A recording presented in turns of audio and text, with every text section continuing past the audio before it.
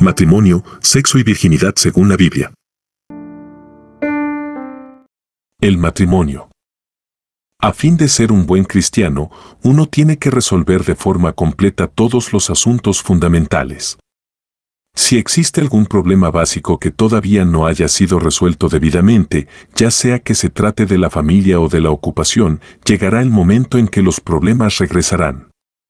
Mientras haya algún asunto que no haya sido resuelto, un cristiano no podrá seguir una senda recta delante del Señor. Hoy abordaremos el tema del matrimonio y lo vamos a examinar desde varios ángulos. Un nuevo creyente debe saber qué es lo que la palabra de Dios dice acerca del matrimonio. El matrimonio es santo. Lo primero que debemos abordar con respecto al matrimonio es lo relacionado al sexo. Debemos tener bien en claro que los seres humanos tienen conciencia del sexo de la misma manera que tienen conciencia del hambre. Así como el hambre es una exigencia natural del cuerpo humano, el sexo es también una exigencia natural de nuestro cuerpo. Sentir hambre es natural, no es pecado. Pero robar alimentos constituye pecado, eso no es natural. De la misma manera, tener conciencia del sexo es algo natural y no constituye pecado. Pero si una persona se vale de medios impropios para satisfacer tal apetito, cae en pecado. El matrimonio fue ordenado e iniciado por Dios, por tanto, tener conciencia del sexo también fue dado por Dios. El matrimonio no es algo que fue instituido después que el hombre cayó, sino que ya existía antes que el hombre pecara. No fue instituido después del capítulo 3 de Génesis, sino que Dios lo instituyó en el capítulo 2. Por tanto, el tener conciencia del sexo vino a existir antes y no después que el pecado entrara en el mundo. En definitiva, nadie peca por tener conciencia del sexo. Tal conciencia no incluye en sí mismo ningún elemento pecaminoso. Por el contrario, se trata de una conciencia que Dios mismo creó.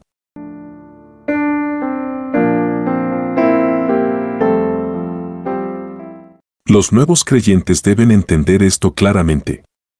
En el curso de mi vida y mis servicios cristianos durante los últimos 30 años, he tenido la oportunidad de conocer a muchos hermanos y hermanas jóvenes. Muchos de ellos sufrían conflictos internos con respecto al matrimonio. Ellos se sentían innecesariamente condenados por su conciencia, debido a que ignoraban tanto lo que Dios ha dispuesto como lo que dice la palabra de Dios. Ellos sentían el deseo y la necesidad de casarse, pero pensaban que esto era pecado. Algunos hermanos han llegado a dudar seriamente de la operación de Dios en sus vidas únicamente debido al hecho de estar conscientes del sexo. Es un pensamiento pagano tratar el sexo como algo pecaminoso en sí mismo.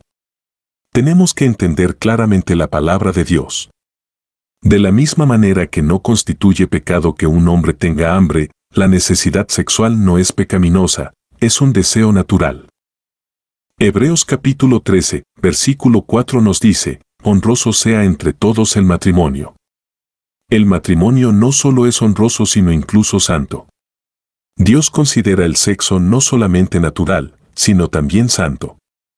El Dr. M. Eyer, un colaborador de M. Moody, escribió muchos y muy buenos libros para la edificación de los cristianos. Él dijo en cierta ocasión, únicamente la más inmunda de las mentes podría considerar el sexo como algo inmundo. Me parece que está bien dicho. El hombre asocia ideas inmundas con el sexo debido a que él mismo es inmundo. Para los puros, todas las cosas son puras. Mas para los contaminados todo es contaminado, pues su mente y conciencia están contaminados. Debemos darnos cuenta de que el matrimonio es limpio. Una relación sexual como fue ordenada por Dios es santa, limpia e incontaminada. En 1 de Timoteo capítulo 4, versos del 1 al 3 Pablo nos dice que en los tiempos venideros habrían enseñanzas demoníacas, una de las cuales consistía en prohibir el matrimonio. Aquí vemos que aún las enseñanzas demoníacas pretendían procurar la santidad. Pember expuso claramente en sus escritos cómo los hombres habrían de prohibir casarse en procura de la santidad. Tales personas creían que esto los haría santos. Sin embargo, en su epístola a Timoteo, Pablo nos dijo que prohibir el matrimonio es una doctrina de demonios. Dios jamás prohibió el matrimonio. Nadie debiera sentirse innecesariamente condenado por su conciencia debido a enseñanzas religiosas paganas. El estar consciente del sexo es algo muy natural y no constituye pecado. Únicamente cuando uno tiene que lidiar con esta conciencia existe la posibilidad de que surja el pecado. No es un asunto de si está presente este estado de conciencia sexual, ya que tener tal conciencia es algo muy natural y no constituye pecado. Es la manera en que uno trata con tal conciencia, la que determina si constituye pecado o no. Esta es una cuestión que debemos aclarar definitivamente. De otro modo, uno se sentirá condenado por su conciencia y no podrá crecer. De hecho, tal sentimiento de culpa no tiene nada que ver con el pecado, sino que es resultado de la ignorancia.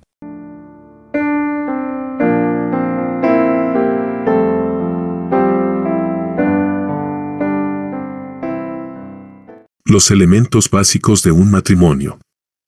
Primero, ayudarse mutuamente. El matrimonio ha sido dispuesto por Dios. En Génesis, Dios dijo que no era bueno que el hombre estuviera solo. Además, Dios dijo que todo cuanto había creado era bueno. Él proclamó que todo lo que había creado era bueno, a excepción del segundo día.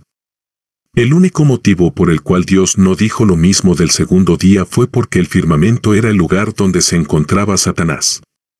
Además de proclamar que todo lo que Él creó era bueno, Él dijo explícitamente que algo no era bueno.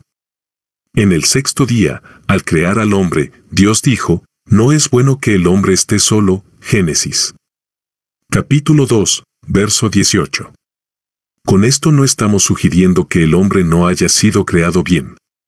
Lo único que esto significa es que no era bueno que el hombre estuviese solo, es decir, que sea un hombre solo. En ese tiempo, solo la mitad del hombre había sido creada. Dios formó una ayuda idónea para Adán el sexto día. Eva fue formada también en el sexto día, y ese mismo día Dios trajo Eva a Adán. Ella fue formada con el propósito de que se casaran. Las palabras ayuda idónea significan, adecuada para dar la ayuda debida. En hebreo, esta expresión significa, alguien que le hace juego, una pareja, alguien que brinda la ayuda correspondiente. Al considerar Génesis capítulo 2 verso 18, muchos lectores de la Biblia piensan que cuando Dios creó al hombre, Él creó a un hombre y a una mujer. Sin embargo, la Biblia únicamente dice que Dios creó al hombre. Su creación del hombre fue su creación de varón y hembra. El varón y la hembra conformaban un hombre completo. Era como si al comienzo Dios hubiese creado la mitad del hombre y luego, cuando vio que este hombre era solamente una mitad, hizo la otra mitad. Las dos mitades fueron unidas a fin de llegar a ser una unidad completa. Únicamente cuando las dos mitades fueron unidas, el hombre fue completo. Por esto Dios no dijo que era bueno sino hasta después de haber formado a Eva. Esto nos muestra que el matrimonio no fue instituido por el hombre, sino por Dios. La institución del matrimonio no vino después, sino antes de la caída del hombre. El hombre no pecó el primer día que fue creado, sino que ese día él se casó. El mismo día en que Dios formó a Eva, él se la entregó a Adán. Esto no fue algo que sucedió después que el hombre pecó. Así pues, Dios mismo fue el que inició el matrimonio.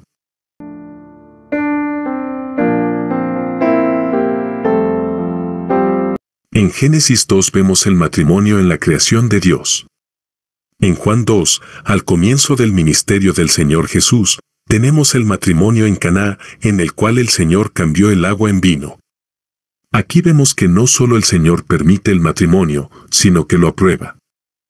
Él no solo asistió a las bodas, sino que aún las realzó y las mejoró. Es claro que el matrimonio fue iniciado por Dios y, en especial, fue aprobado por el Señor Jesús. Por lo tanto, esto es algo completamente de Dios. Aquí vemos la posición que ocupa el matrimonio ante Dios. El propósito de Dios es obtener un esposo y una esposa, los cuales deben ayudarse mutuamente. Por tanto, Dios llamó a la esposa de Adán ayuda idónea. En hebreo, esta expresión quiere decir, adecuada para ayudar. Aquí descubrimos que el deseo y el propósito de Dios es que el hombre viva de manera corporativa, que tengan comunión mutua y que se brinden una ayuda mutua. Este es el propósito de Dios. Segundo elemento básico del matrimonio. La prevención del pecado. En el Antiguo Testamento, Dios instituyó el matrimonio antes que el pecado viniera al mundo. En el Nuevo Testamento, Pablo dijo que el matrimonio no solamente es permitido, sino que, además, es necesario debido a la presencia del pecado. Primera de Corintios capítulo 7. El matrimonio puede prevenir el pecado. Por esto Pablo dijo que los hombres deben tener sus propias esposas y las mujeres sus propios maridos, con el fin de prevenir el pecado de la fornicación. Verso 2. Pablo no condenó como pecado el estar conscientes del sexo. Al contrario, él indicó que tanto el varón como la mujer deberían casarse a fin de prevenir el pecado. Pablo fue quien afirmó que no debíamos proveer para la carne, Romanos 13 verso 14. Pero alguien que constantemente comete el pecado de soberbia, Pablo jamás le diría, puesto que usted siempre está cometiendo el pecado de soberbia, vaya a su casa y manifiéstela allí, a fin de que no la manifieste en ningún otro lado. Si manifiesta su soberbia en un lugar, tal vez no vaya a manifestarla en otros lugares. Decir algo así hubiese sido proveer para la carne. Dios jamás estaría de acuerdo con su altivez ni con hacer algún arreglo para que usted pueda manifestar su soberbia. Consideremos a una persona que le encanta robar. Usted no debe decirle, puesto que no puedes dejar de hurtar, te permitiré robar lo que pertenezca al hermano fulano de tal, y así no robarás a los demás. Uno no puede decir tal cosa, más bien deberá decirle, definitivamente, no puedes robar. Robar es definitivamente un pecado, y nosotros no deberíamos hacer provisión alguna para ello. Caer en la soberbia es ciertamente un pecado, y no podemos hacer provisión para ello. Pero en un sentido absoluto, el sexo no es pecado. Por esto, los hombres deben tener sus propias esposas y las mujeres sus propios maridos. Si no entendemos esto, podríamos pensar que las palabras de Pablo tenían como objetivo hacer provisión para la carne. Pero sabemos que el apóstol no hizo provisión alguna para la carne. Por tanto, jamás podríamos considerar que el matrimonio constituye pecado. El matrimonio no es la provisión hecha por Dios para la carne. Nuestro deseo es colocar el matrimonio en un plano muy elevado. Se trata de algo santo y que fue ordenado por Dios mismo. Debido a que el pecado ha entrado, el matrimonio es necesario, y éste es capaz de prevenir el pecado. Esto no es hacer provisión para la carne. Existe una diferencia muy marcada entre ambos. En 1 de Corintios capítulo 7, Pablo habló del matrimonio. Él comenzó diciendo que la esposa no tiene autoridad sobre su propio cuerpo y que el marido no tiene autoridad sobre su propio cuerpo, verso 4. La enseñanza de Pablo es bastante clara e inequívoca. A menos que sea con el propósito de dedicarse a ministrar al Señor, el esposo y la esposa no debían separarse. Esto previene la fornicación, verso 5. A fin de impedir la fornicación, Dios dispone que el varón y la mujer se casen y no se separen. Pablo utilizó palabras muy claras para hablar de aquellos cuyo deseo sexual es muy intenso. Él dijo que los tales deben casarse a fin de evitar estarse quemando, verso 9. Él no reprendió a tales personas. Pablo no dijo, es erróneo que tengan un deseo tan intenso. Han pecado por sentir un deseo tan intenso. Por tanto, tienen que hacer alguna provisión para su carne. En lugar de ello, él dijo, si tu deseo es muy intenso, debes casarte. Es mejor casarse que seguir viviendo con un deseo tan intenso. La palabra de Dios es muy clara con respecto a esto. El estar conscientes del sexo no constituye pecado. Incluso un deseo sexual muy intenso no es pecado. Pero Dios ha dispuesto que aquellos que tienen una conciencia del sexo intenso, se casen. Ellos no debieran abstenerse del matrimonio para luego caer en pecado. Esto es lo que el Señor nos ha mostrado. La institución del matrimonio tiene un aspecto que corresponde al Nuevo Testamento y otro aspecto que corresponde al Antiguo Testamento. El Antiguo Testamento nos indica que el matrimonio nos provee la ayuda adecuada. El Nuevo Testamento nos dice que el matrimonio ha sido instituido a fin de prevenir el pecado. Uno de los aspectos del matrimonio cristiano actual es proporcionarle a los cónyuges una ayuda mutua y el otro aspecto es la prevención del pecado.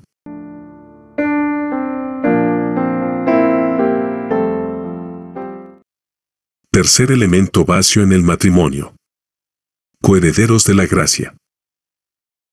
Existe un tercer aspecto. En su primera epístola, Pedro dijo que las esposas son coherederas de la gracia de la vida, Primera de Pedro capítulo 3 verso 7. En otras palabras, a Dios le complace ver esposos y esposas que le sirven juntos. Dios se deleitaba al ver que Aquila y Priscila le servían juntos, al ver que Pedro y su esposa, Judá y su esposa le servían juntos. Por tanto, existen tres elementos básicos que componen un matrimonio cristiano. En primer lugar, está la ayuda mutua, en segundo lugar, la prevención del pecado, y en tercer lugar, el hecho que dos personas unidas en la presencia de Dios juntas heredan la gracia. Uno no debe ser un cristiano solitario, sino un cristiano junto con otra persona. Uno no debe heredar la gracia solo, sino que debe hacerlo junto con otra persona.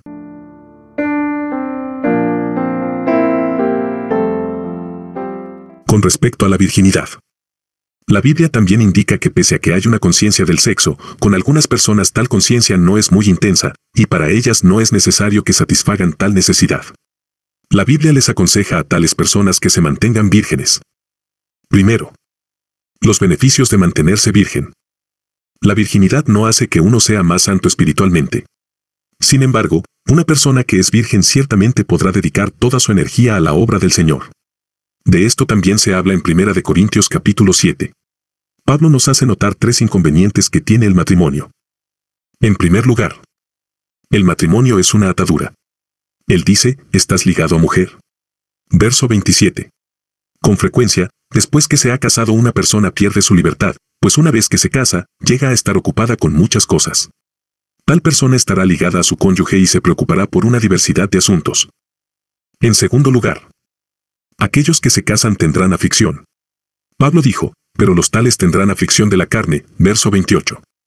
Cuando una persona se ha casado, la aflicción de la carne aumenta y le resulta más difícil servir al Señor con un corazón sencillo. En tercer lugar, aquellos que se casan tienen que preocuparse por las cosas de este mundo, versos 32 y 34. En Mateo 13, el Señor indica que tales cuidados son como espinas y abrojos que fácilmente pueden sofocar el crecimiento de la semilla. El resultado es la esterilidad, verso 22. En resumen, el matrimonio trae consigo problemas familiares, complicaciones, aflicciones y ansiedad. Las palabras de Pablo no eran solamente para los colaboradores, sino también para los hermanos y hermanas. Una persona que se conserva virgen podrá ahorrarse muchas dificultades. Pablo no manda conservarse vírgenes, pero sus palabras denotan que él se inclinaba por esta opción. Pablo no tenía opinión propia al respecto, él se limitó a indicarles a los hermanos ciertos hechos. El matrimonio es bueno y previene el pecado. Pero el matrimonio también conduce a las personas a verse envueltas en problemas familiares, complicaciones, aflicciones y las ansiedades propias de este mundo. Segundo, el tipo de persona que puede mantenerse virgen. Después de decir esto, Pablo nos indica qué tipo de persona puede mantenerse virgen. Él dijo que algunos tienen el don de Dios de conservarse vírgenes. Es un don de Dios poder conservarse vírgenes. Cada persona recibe cierto don de parte de Dios, unos, una clase de don, y otros, otra clase de don. Si yo soy de las personas que necesitan casarse, el matrimonio será para mí el don que Dios me dio, se necesita el don de Dios para casarse. Por esto Pablo dijo, pero cada uno tiene su propio don de Dios, uno de un modo, y otro de otro modo, 1 de Corintios 7 verso 7. Es decir, quienes se mantienen vírgenes tienen su propio don de parte de Dios, y también aquellos que se casan tienen su propio don de parte de Dios.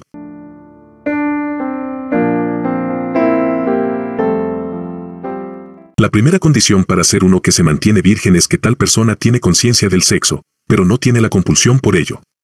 Algunas personas tienen un deseo sexual apremiante, mientras que otras solo son conscientes del sexo, pero no tienen la compulsión. Únicamente aquellas personas cuyo deseo sexual no es apremiante podrán mantenerse vírgenes. En segundo lugar, tal persona deberá tener el deseo de permanecer soltera con firmeza de corazón. Los versículos 36 y 37 dicen, pero si alguno piensa que se comporta indebidamente para con su hija virgen que pase ya de edad, y es necesario que así sea, haga lo que quiera, no peca, que se case. Pero el que está firme en su corazón, sin presión alguna, sino que es dueño de su propia voluntad, y ha resuelto en su corazón guardar a su hija virgen, bien hace.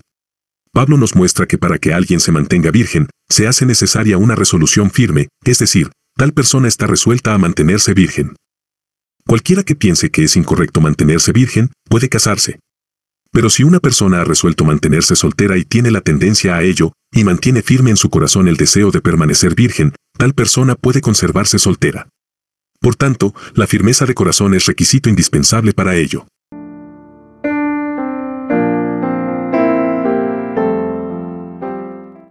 En tercer lugar, semejante decisión no deberá estar en conflicto con las circunstancias de uno. El versículo 37 dice, sin presión alguna. A algunos no les resultará fácil mantenerse vírgenes y deberán considerar sus circunstancias, quizás habrán de crear muchos problemas en su familia si deciden mantenerse vírgenes. Por tanto, tienen que darse las circunstancias ambientales adecuadas para que uno pueda mantenerse virgen. Pablo nos indica que existen 3 condiciones básicas para que uno se mantenga virgen, a saber. 1. Que no tengan compulsión. 2. Que uno se mantenga firme en su corazón respecto a tal decisión y, 3. Que esta decisión no vaya a crear problemas en su entorno. Únicamente cuando estas 3 condiciones son cumplidas, uno podrá mantenerse virgen. Tercero, la virginidad se relaciona con el reino de los cielos y el arrebatamiento. Aquellos que deciden mantenerse vírgenes tienen mucho que ganar delante del Señor. Mateo 19 nos dice claramente que para una persona virgen le es más fácil ingresar en el reino de los cielos. Tenemos que reconocer que hay eunucos que asimismo se hicieron eunucos por causa del reino de los cielos. Mateo 19 habla claramente de la relación que existe entre la virginidad y el reino de los cielos. No nos atreveríamos a indicar específicamente cuál es la relación que existe entre la virginidad y el reino de los cielos, sin embargo, podemos afirmar que es definitivamente ventajoso mantenerse vírgenes con respecto a ingresar al reino de los cielos. El Señor nos dice que hay quienes escogieron ser eunucos, es decir, eligieron permanecer vírgenes por causa del reino de los cielos. Esto no es todo. Apocalipsis 14 nos muestra que las primicias, los 144,000, son vírgenes. Ellos siguen al Cordero donde quiera que va. Estos 144,000 son los primeros en ser arrebatados. Definitivamente, existe un vínculo entre la virginidad y el arrebatamiento. Un día descubriremos que quienes permanecieron vírgenes tenían ciertas ventajas muy definidas en lo que respecta a entrar al reino de los cielos y ser arrebatados. ¿Y qué tal del tiempo presente? Pablo dijo que mantenerse virgen ciertamente reduce las aflicciones y capacita a una persona para servir bien a Dios. Nosotros únicamente podemos exponer tales hechos ante nuestros hermanos y hermanas. Únicamente aquellos que no tienen compulsión por sexo, que están firmes en su corazón al respecto y cuyo entorno presenta el suministro adecuado para ello, podrán mantenerse vírgenes. Queremos presentar este asunto de la manera más objetiva y bíblica posible a nuestros hermanos y hermanas. Delante del Señor, cada uno debe tomar su propia decisión al respecto.